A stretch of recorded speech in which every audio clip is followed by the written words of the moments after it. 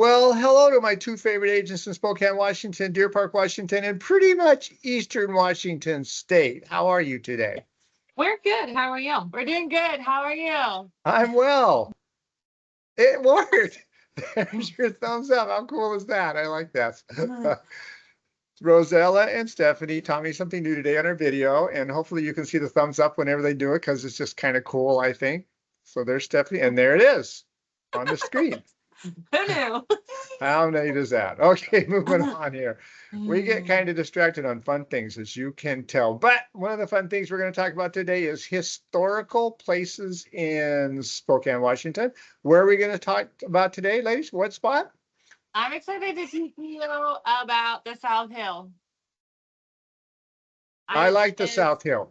Literally, if you're in Spokane and you're standing in downtown, you look south and you're looking at a hill. There's the hill. That's the South Hill. And Well, it's that's how it got that name. kind of expanded over the years further back on the bluff up there, but Kind of, yeah, slightly. a little bit. Slightly. Just a smidge. For sure. All right, well, tell us about the South Hill. It's a fun one. I learned a lot of new history. Okay, so many fun little things. But originally, the South Hill became the community that it is just because it was just outside of downtown, and the streetcars from downtown actually went up on the hill to Cannon Hill Park that was up there. So residents started taking up, they built mansions all over the hill up there. Very nice ones. Yeah, very nice mansions in the late 1800s.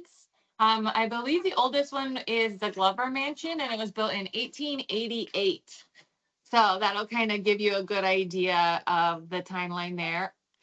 Also, Sacred Heart was in the area. Sacred Heart was from 1886, and then I believe in 1908 is when the Sacred Heart moved on to 8th Avenue, where it has expanded and taken up. So from the early 1900s, it's been there as well. And then in 1987, it was the birthing place for myself personally. Oh, well.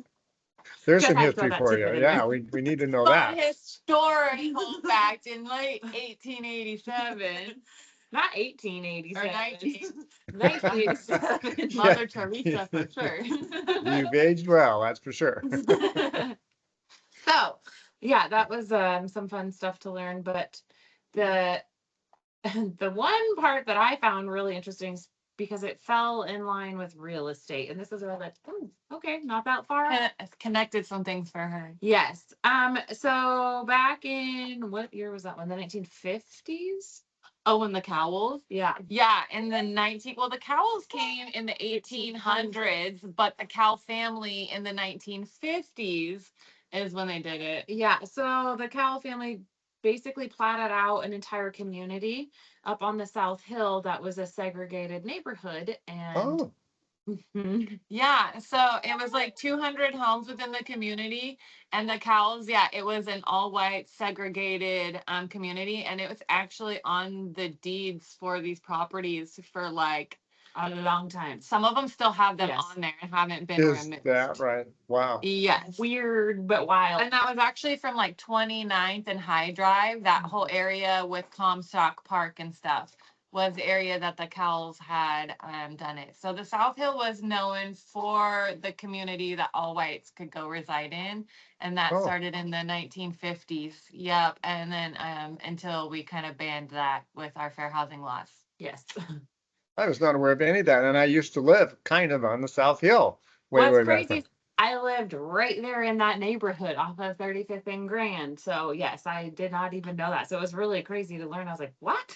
Also, this is another really fun fact. In the 1800s, in the late 1800s, there was a gentleman that found a clay deposit and silt, and then he had a brickyard on the South Hill, right by Cannon Hill, is Cannon Hill Brickyard, and that brickyard was actually the brickyard that was used to build almost all of our brick buildings around here after the fire in the 1889 is when the Great Fires come through. And also those same bricks were used to pave the South Hill. So if you've ever been on the South Hill, people, there's certain roads that are still red brick. That's from Those red bricks are from the Cannon Hill Brickyard that was here. The clay deposit did run out eventually, and so that's why that kind of he had to relocate for the work. But while he was here, a lot of our historical buildings and roadways were built with bricks that were from the South Hill.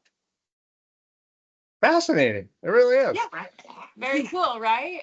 And did you tell him also too why the South Hill was like predominantly known too for all of the mansions and the pretty houses? Oh, because of where the hospital location was, so a lot of doctors came Okay. in and then had them built. The original was the Glover Mansion, which was in the early, well, 1888. Mm-hmm. So, Yep.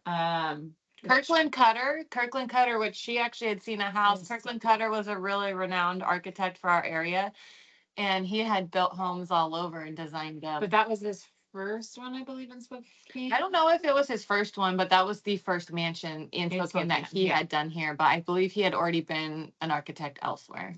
But fun fact is that Kirkland Cutter that she's referring to also happened to build a home up here in Deer Park that I just happen to know the owner, and I had the blueprints for her restored years ago, never knowing like that the history of it too. So that was fun. It was super fun. She told that name. I was like, wait, what? I know that name. Kind of a I've cool seen his connection. prints before. Yeah. All right, and now we figured we would give you a little active market for what's going on the South Hill now. I think that's appropriate. That was going to be one of my next questions. Yeah, so I'll start with the low end and Steffani will do the high end, only because she likes that sort of thing. So there are actually 90 active residential listings on the South Hill alone. And for anybody that's been on the South Hill, that's pretty much downtown area all the way up to like 57th, which if you're counting block by block, that's a ways we've extended. So, I mean, imagine in the 50s if they were just developing 29th. Yeah. We're now at 657th. So, well, we're past that now. We're past that now, but it's no longer considered the South Hill. It Oh, moves true. into the Okay. Palouse, and then you have Lincoln Oh, Heights yeah. up there and other areas. So we're no longer considered the South Hill. So 57. So anyways, we have 90 active listings. The low end, if you wanted to get into something for $165,000, it's Bargain. a condo. It's actually a condo, so nothing crazy. However, that condo has a $380 monthly assessment fee. So my mindset of you're buying something at 165 and you have 380, John, really, how much are you paying every month there? You're the More numbers than guy. you would for a single family residence, the same price range, depends on the rate, and I'd have to calculate it, but you're absolutely right. You know, if people think they're getting a bargain with a condo, and sometimes they are, don't get me Yeah. wrong, but that HOA fee really adds to the payment, there's no doubt. Yeah, so you're getting a 2-bedroom condo at 165. But you know, And it's they help them. still a pretty good Have- price. Or water, sewer, garbage, and then any sort of common space amenities. Right. And typically it should be maintenance dues for the builder too. So the condo purchase, I'm always down for. I think they're great, especially for downtown, like living or the lower South Hill. There's just some fun, cute little places, and it's great for those who like to bumble around all of the fun little amenities. So everything's kind of within walking distances of things, is that what you're or saying? bicycling. We had somebody wanted to ride their bike Yeah. earlier this year. That was their big thing. So yeah. Cool. In the wintertime, riding a bike uphill with snow might be a little difficult, but If anybody has ever had to drive up the South Hill in winter, that is one thing I advise for my buyers coming from out of town. Can you drive in the snow? Yes, perfect. You may live here. Can you not? No, I'm not selling you a house on this hill because you're going to call me in 3 months and be like, I can't get home. To get up the South Hill, it's a little steep in spots. So you have to be able to navigate the winter driving. Okay, and you thought we were just going to evaluate for your ability to get a pre-approved for a loan, but not according to Rozella and Steffani. You also need to be able to drive in the snow if you're going to buy in Spokane. Not necessarily driving the snow, but driving the snow uphill and downhill because All right, fair enough. it's risky. Or learn how to navigate the commute because there are a couple of sneaky roads that aren't as steep. They're just out of the way. how to navigate the slide. YouTube slides off of the South Hill, I promise you. But Yeah. anyways, Yeah. the other route, if you would like the slower grade, would take us over off of High Drive, which I believe is where so one of the higher end listings was at. That's a brand new home, but the one that we're going to the Rockwood community. yeah, that one is good. The other one Yeah. that you said was a little bit. Oh, the 2001? with the pool. Mhm. Okay, so if you were talking about high end list, the highest end of listing for the South Hill, that's the one she's talking about. And it Oh, comes let's in hear it. at 2.6 million. no 2.49. Oh, sorry, 2.5. I like to round up Mm. because that's realistically what the number. So $2.5 million in Rockwood community, which we've talked about this one before. That's going to be really close to the Sacred Heart area, kind of in the middle of the South Hill, actually. And that house itself is going to be 5,900 square feet, 6 bedrooms, 6 bathrooms, has a Very pool, nice. a theater room, and was recently built in 2001. Oh, Mhm. okay. So rather it's pretty modern. new. So if you were talking luxury, if you're thinking luxury, that's what this bad boy's gonna have. Pretty Yes. much all of your luxury and And you would be on the similar price point. So again, coming into that 2.5 million, same area for a new construction, but the size cuts you down quite a bit. Like you're Yeah, that talking one's like 3,700 37. square feet. So that price point now is not going to get you something as glamorous and large, which is Mhm. spacious and fun to walk through. I just got to go do one on Manitou, basically by the Manitou Country Club, the golf course up on the South Hill, and they have a gated community that had a listing in there that was from a custom home builder in the 1980s, and it was really fun to walk through that one. It was like I'll bet. a time capsule. Are you going to do a Wednesday walkthrough of the mansion that you just mentioned there that's listed for sale? No. Do you want to know why? I am. Yeah, I'd like to know why, because I'm really interested in seeing the inside of that beautiful To mansion. be 110% honest, we don't currently have a buyer that is at the $2.5 million range. And typically when these sellers want their home showing, they want it to a real buyer and they want to make sure Fair like enough. even proof of funds are sometimes required to see them. Yeah. It's All not right. necessarily in the seller's best interest to let couple Looky of lose, as we looky call them, loos just come through. come through. That makes sense. I get it. Okay. But we do have some other fun plans for our Walk It Wednesday for our buyers that we're shopping for. Yeah. We were close. We were just off by $1 million, but that's okay. Million here, million there. No big deal. Couple million, yeah. It's all right. All right. That's what we have for the South Hill. What is the median price range? Do you know for the It South was Hill? Do you right have that? around 615. Okay. And is that considered, I remember when I lived there, it was a desirable area, maybe exclusive area. I don't know. What would you call it now compared to the rest of areas around Spokane? It's still a pretty sought after area. It does have a higher price point than the overall. Spokane is still around that like 425, 435. So Okay. it does have a higher price point. One of the draws are the homes. These homes are like old craftsmen. They're beautiful homes on the South Hill. There's a lot of brick homes. And so a lot of people love it just for that. And because there's a lot of parks up there, it's very family oriented, so you can walk a lot of places.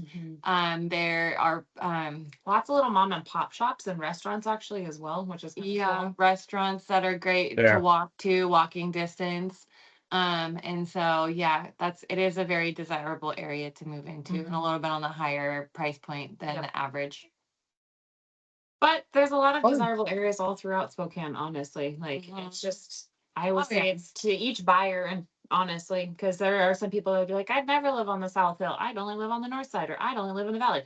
We hear that all the time. So I would never Yeah. live on the South Hill personally. I I actually had would again. I had an apartment up there for a very short period of time. And it was the hill that killed me. Was it the snow in the hill that killed you in particular, or just the hill? Well, at the time I had a manual vehicle. Let's just start there. A little practice takes care of that. So, as some of us older folks, if you've ever driven a manual vehicle and you live on a hill, boy. I grew up in Seattle, so learning how to drive a stick shift on. Oh, the stick shift wasn't a problem, but man, the hill and the snow and the everything, it was a lot. Uh-huh. All right. Ladies, I enjoyed our little walk through, in its own way, and history of the South Hill. Thanks so much for that. You're welcome. Any more fun facts? Reach out to us. We'll give you the grand old tour. All right, let's see 2 thumbs up and see what happens here. It One? only liked her thumb. Oh, it only does one. Imagine that. Well, we're learning these things. All right. Yeah. Thanks, ladies. Appreciate your time today. You're welcome. Bye. All right. Bye-bye.